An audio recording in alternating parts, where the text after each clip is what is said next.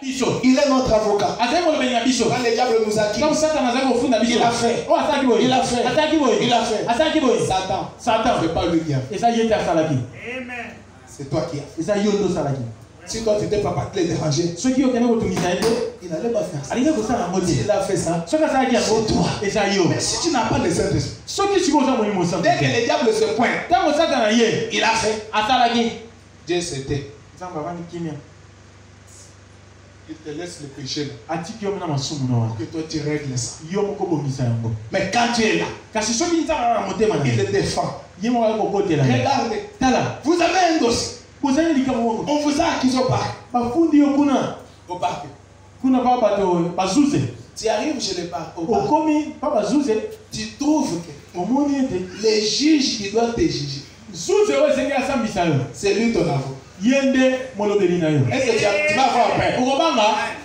Alléluia! Amen. Il sait que comme mon juge est aussi mon avocat, ce dossier sera classé sans suite. Alléluia! Quand il est dans votre cœur, c'est votre juge qui a même temps votre avocat. Je vais revenir là. C'est la porte ouverte. Amen. À toutes les bénédictions de Dieu. Le Saint-Esprit, c'est la porte ouverte à toutes les bénédictions. Vous savez, il y a des gens que Dieu a besoin de bénir. Mais il est là. Si je les bénis sans Dieu, je vais les perdre. Il bloque la bénédiction. Le Seigneur. Et le Seigneur veut que s'il te donne le Saint-Esprit, s'il te donne ce que tu demandes sans le Saint-Esprit, c'est fini. Il va te perdre. Il bloque. Mais quand Dieu te donne le Saint-Esprit, c'est une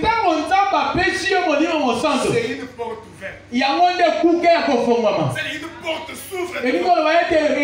Pour que tu aies tout ce dont tu as besoin. La guérison divine, la bénédiction, l'élévation, la résurrection, l'enlèvement. C'est la porte ouverte à toutes les bénédictions. Amen. Qu'est-ce que le Saint-Esprit Je suis en train de clôturer. De ce paragraphe 103. J'ai parlé de la puissance à la prière. J'ai parlé de la puissance à la parole. Le Saint-Esprit sert à donner la puissance pour une vie sainte. Certains d'entre vous qui se promènent en disant, je ne peux tout simplement pas arrêter de boire.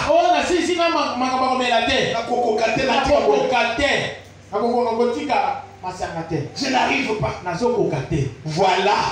C'est à quoi sert le Saint-Esprit. Je ne peux tout simplement pas arrêter ceci. À quoi? Affolé. J'ai fait l'effort, je n'arrive pas. Je n'arrive pas à arrêter de me masturber. Je n'arrive pas à arrêter avant de penser ça. Tu n'arrives pas à arrêter à me prostituer.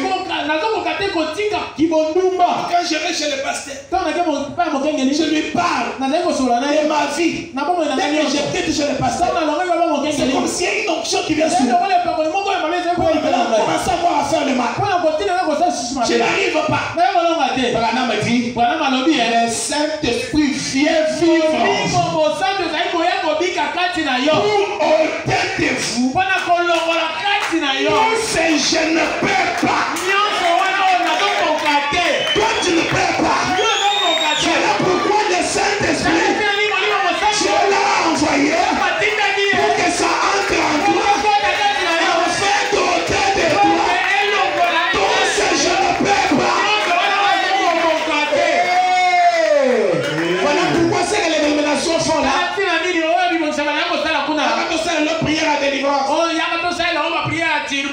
Il faut des aventures. La vraie délivrance, c'est quand le Saint-Esprit entre.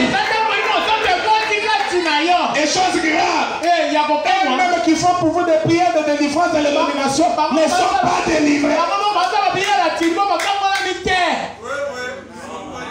Alléluia.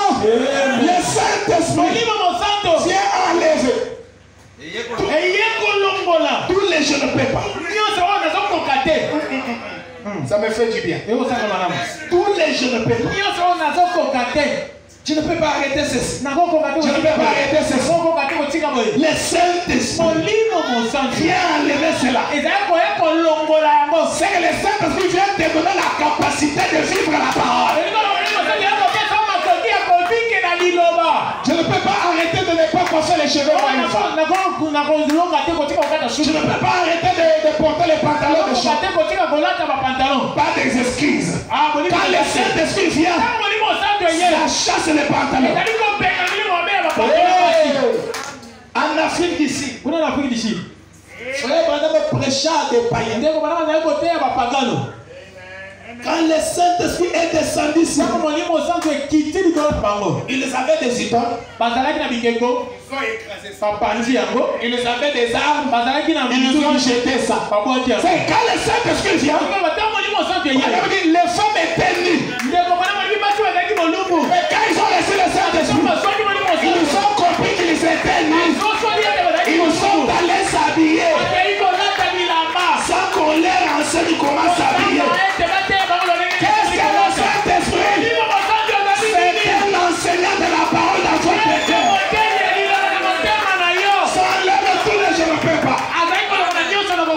Ça enlève, ça vous fait arrêter les commérages. Ça enlève les commérages. Ça sert à vous donner une vie sainte. Ça vous aide à suivre les instructions de la Bible. À obéir à votre mari. À être soumise à votre mari. À occuper ta position de maman à la maison. Alléluia. Une femme qui va dire, il fait vraiment chaud. Je dois porter on appelle ça les cinglés. Chaleur. Chaleur pasteur. Vous trouvez un frère en culotte. En culotte. Frère a coupé. Il faut maintenant dire que les culottes sont les sous-vêtements des femmes. Que vous trouvez un frère en culotte. En coupé. Et il passe ici. Pour entrer là-bas à la société. Et parfois même dans la parcelle où tu vis. La nuit. Tu es assis là en culotte. Parfois en cinglé. Moi je ne peux pas y aller sans soutien. Chérie. Vous n'avez pas le Saint-Esprit.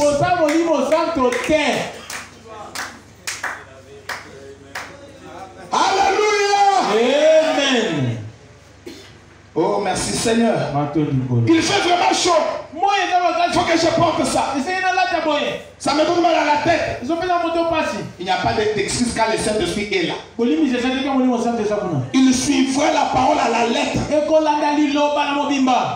Il sert à vous détourner, vous les hommes, la tête devant les femmes à moitié nues. Et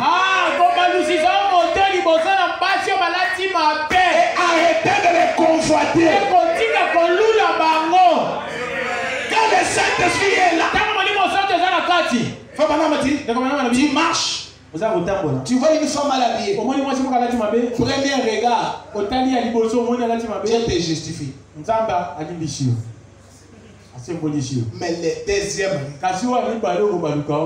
c'est ça le péché. Tu as vu. Détour. Tu détourneras si le Saint-Esprit entre.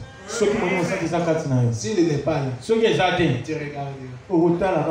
Frère Branham. Il a raison. Nous sommes au temps de l'affaire. Tu vois combien il y a habillé là? Les sous-vêtements se font même pas. Tu es déjà loin pour l'enfer. Alléluia. Amen. Le Saint-Esprit arrêtera de convoiter les femmes en vous. Voilà c'est à quoi il sert. Vous voyez qu'il n'y a pas moyen de vivre la parole sans Dieu. Il sert à vous faire arrêter de fumer. Cela vous sert à vous arrêter de boire. Amen. De vouloir être une grosse légume. Dans le fond. Ceux qui sont dans l'église, moi je compare toujours les gens là comme ça comme des dindons.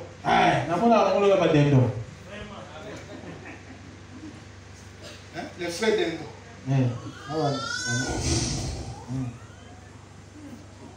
Mode de terre.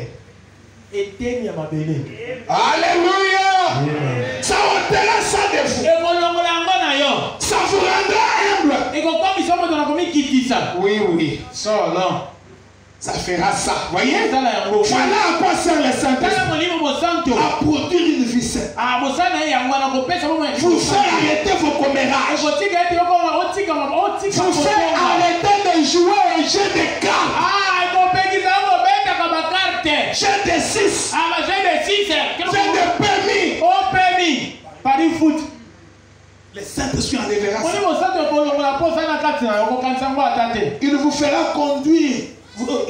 Il vous fera cesser de vous conduire comme vous le faites. D'être infidèle à votre femme.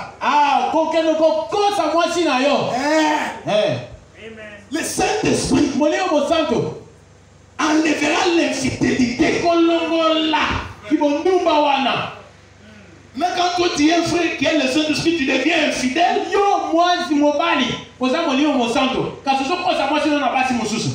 Je me pose la question sur votre Saint-Esprit de quelle version?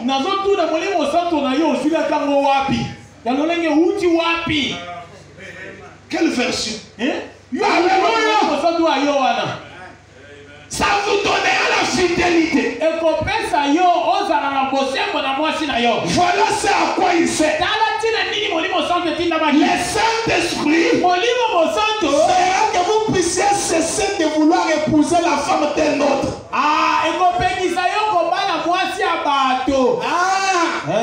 Il y a des gens comme ça. Lui il ne fait que regarder la femme d'un autre frère.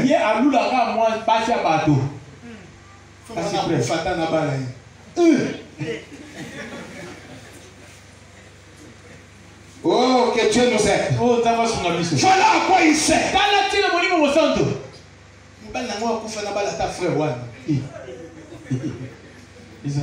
Il faut que le Saint-Esprit vienne pour ôter ça de vous. C'est que si vous avez de tels sentiments, vous n'avez pas les sentiments.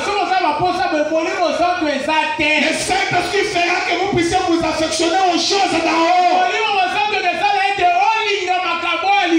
Quand vous regardez aux choses du monde, vous détournez le visage. C'est vrai. Il vous sert à faire cela. Vous dites, je ne peux pas. Oh, je ne peux vraiment pas. C'est sûr. Vous ne le pouvez pas. Mais le Saint-Esprit est venu pour ça. Voilà c'est à quoi il sert. Il est venu ôter ça de vous. Toutes ces vieilles choses, ces vieilles habitudes, ces choses que vous faites, il vient enlever ça de vous. Les femmes comme nous, les femmes comme nous, Vous savez, dans notre village, vous savez, nous, le Saint-Esprit vient enlever ça de votre cœur. Ça enlève le mauvais habitude. Ça sert à te débarrasser des habitudes de la famille. Ça sert à te séparer des liens familiaux. C'est la coupe les liens. Cela te donnera la liberté. Cela te donnera une délivrance totale.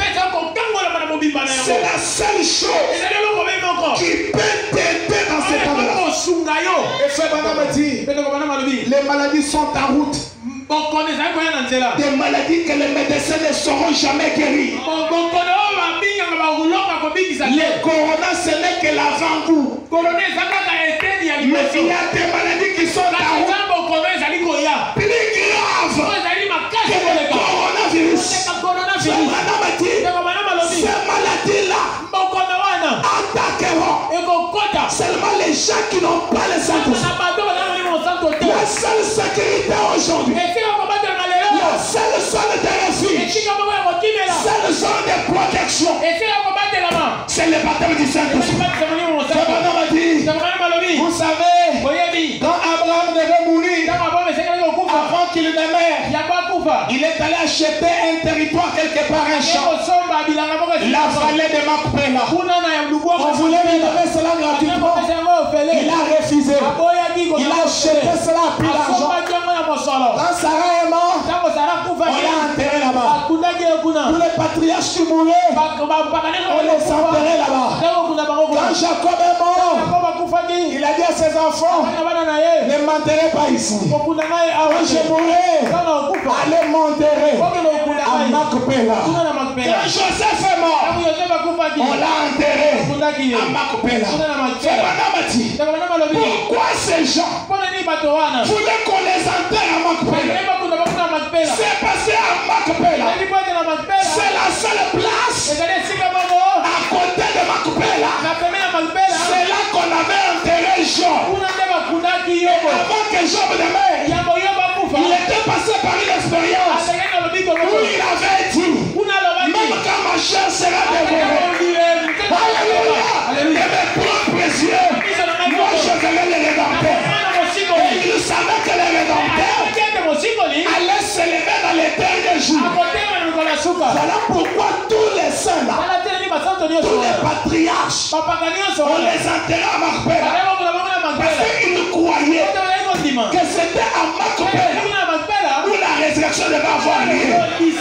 Abraham dit, notre Macpéla aujourd'hui, le seul endroit où il y aura la résurrection, c'est en Christ. Et on entre en Christ par le baptême du Saint-Esprit. C'est si on ne t'enterre pas là-bas, si tu ne meurs pas en Christ, pas de résurrection pour toi. Alléluia. Il est notre intercesseur. Il est notre avocat. Il est notre sécurité. Il est notre protection. Il est notre secours. Il est notre paix. Il est notre puissance. Amen. Voilà une histoire. Alors que j'ai clôturé, il y avait un grand prédicateur. Ce prédicateur s'appelait Daniel Kiri. Daniel Kiri avait prêché l'évangile. Il avait gagné beaucoup d'âmes. Et il est arrivé à la fin de sa vie. Il a vu une vision qu'il était mort. Maintenant quand il est mort, il est allé à la porte du ciel. Suivez bien. Il part à la porte du ciel. Il arrive. On pose la question. Qui est là? C'est moi le grand évangéliste. Daniel Kiri. Daniel Kiri. Qu'est-ce qui ne va pas? J'ai fini ma vie sur la terre. J'ai achevé ma course. Maintenant je suis venu pour entrer dans le repos. Ah? Tu t'appelles comment? Daniel Kiri. Attends, nous allons vérifier dans les livres. Parce que personne n'entre ici si son nom n'est pas dans les livres. Daniel Kiri. Daniel Kiri. Daniel Kiri. Daniel Kiri. Daniel à Babylone. Daniel à Babylone. Daniel à Durba. Daniel à Durba. Daniel. Daniel. Daniel. Daniel. Daniel. Il n'y a pas de Daniel Kiri. Ah, tu vois Daniel Kiri. Daniel Kiri là-bas. Daniel Kiri est dans la tête. Cherche un peu. Luka Malam yo, Luka Malam te. Kiri Daniel. Kiri, tant que peut-être on a inversé. Papa Lucie Kiri Daniel. Moi je suis un frère Dieu. Je connais les citations. Yes, ah, cherche un peu Daniel Kiri Daniel. Luka Malam Kiri. Kiri Daniel. Kiri Daniel. Kiri Daniel. Kiri Daniel. Il n'y a pas de Kiri Daniel. Il n'y a pas de Kiri Daniel. Il était découragé. Donc il partait à l'église. Donc il a prêché aux gens. À la fin de mon voyage, il n'y a pas de nom. Ce n'est pas possible. Messieurs, il n'y a pas de nom. Si tu veux discuter, va au jugement du trône. Là, tu parles de discuter de ta cause. Quand il voulait maintenant aller, il s'est bien transporté dans une lumière inaccessible. Il s'est retrouvé devant une très grande lumière. Il a entendu une voix qui est en train de s'approcher de mon trône. C'est moi le grand évangéliste Daniel Kiri. Qu'est-ce qui ne va pas? Je viens de la porte du ciel, il n'y a pas mon nom dans les livres. Alors que j'ai prêché l'évangile, j'étais un bon frère à l'église.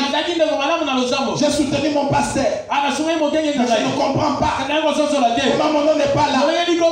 Je donnais des offrandes à l'église. Monsieur Daniel Kiri,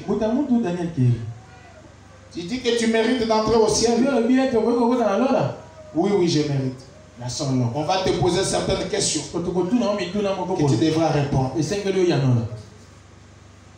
Daniel Kiri, est-ce que quand tu étais sur la terre, tu n'as jamais menti? Daniel Kiri pensait qu'il était très saint.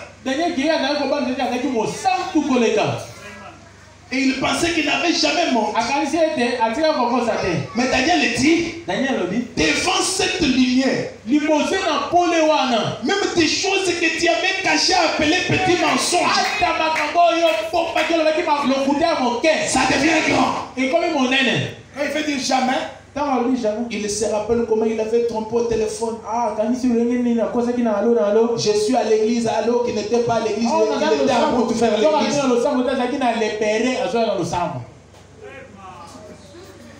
C'est que beaucoup de gens font. Oui, j'ai déjà menti. Daniel Kiri, n'as-tu jamais volé sur la terre? Moi, volé. Jamais. Quand il voulait dire jamais, il se rappelle de toutes les dîmes qu'il avait bouffées.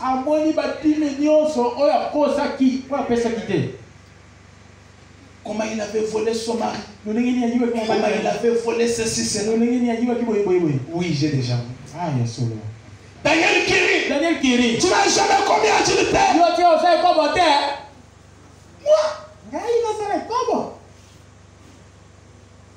Quand il voulait dire non, il se rappelle toutes les fois qu'il avait convenu. Comme toi, tu te rappelleras comment tu t'étais mal habillé et les coulous dans ton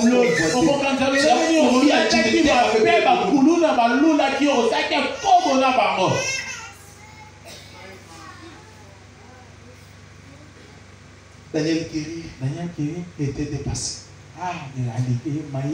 J'ai déjà convoité dans. Il est resté calme.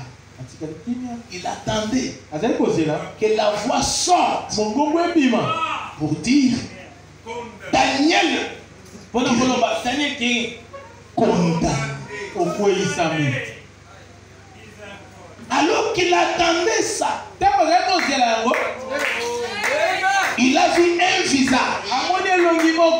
plus doux que le visage d'une bonne maman apparaître dans cette lumière et dire Père, Tata, quand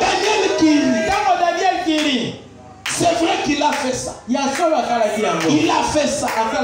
Il a fait ça. Il a fait ça.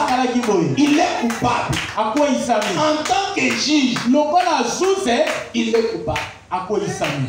Mais Père, je te rappelle que quand Daniel Kiri était sur la terre, Daniel Kiri a pris position de moi.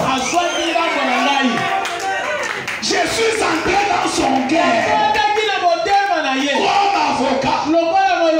Voilà pourquoi aujourd'hui je prends la place de Daniel Kiri. Prends tous ses péchés, mets-les sur mon corps. Frère, Daniel Kiri était acquitté parce que son avocat était en même temps son juge. Maintenant toi, qui prendra position de toi? Les veuves. Qui prendra position? Daniel, on l'a défendu. C'est parce qu'il avait un avocat. Prends les péchés de Daniel Kiri. Mais laissez mon compte. Mais toi, est-ce que tu as cet avocat? Est-ce que tu as même pris position de la parole? Quand tu prends position de la parole, Dieu doit te donner un son d'approbation. Il doit te donner une preuve. Voilà quelqu'un qui a pris position de moi. Il était seul dans son royaume. Frère, n'allez pas devant cette trône blanc sans Dieu dans votre cœur. Mon ami, ne prends pas le risque de faire la chose que cet homme avait fait. Il est entré dans la salle de noces. C'est la robe de fête. On a posé la question, mon ami. Comment est-il entré ici? C'est la robe de fête. On l'a fait sortir de la fête. On l'a jeté dehors. Frère, je vous en supplie. Voilà le moment où vous devez accepter cet avocat dans votre cœur. Voilà le moment où vous devez négocier avec Christ. Voilà le moment où vous devez répandre votre vie devant vous. Seigneur, je ne veux pas vivre comme ça. Je ne veux pas être un chrétien comme ça. Un chrétien tout court. J'ai ça des professions. Seigneur, qui va prendre position de moi? Si j'arrivais là-bas, qui va prendre position de moi? Daniel Kiri avait un avocat. Mon frère, qu'est-ce que le Saint-Esprit? C'est votre avocat. Il intercédera pour toi dans des situations comme ça. Mais s'il n'est pas ton avocat, qui va prendre position de toi? Qui va prendre position de toi? C'est le moment. Jésus-Christ fait entrer dans ton cœur pour que ce jour-là il soit capable de prendre position de toi. Mais il y a quelque chose qui l'empêche d'entrer dans ton cœur. Cette chose que tu veux cacher, cette chose chasse Jésus. Cette chose même Jésus a fui de toi. Cette chose est le toi. Puisse-t-il lever tes mains ce soir? Oh Dieu, sois miséricordieux avec moi. Jésus,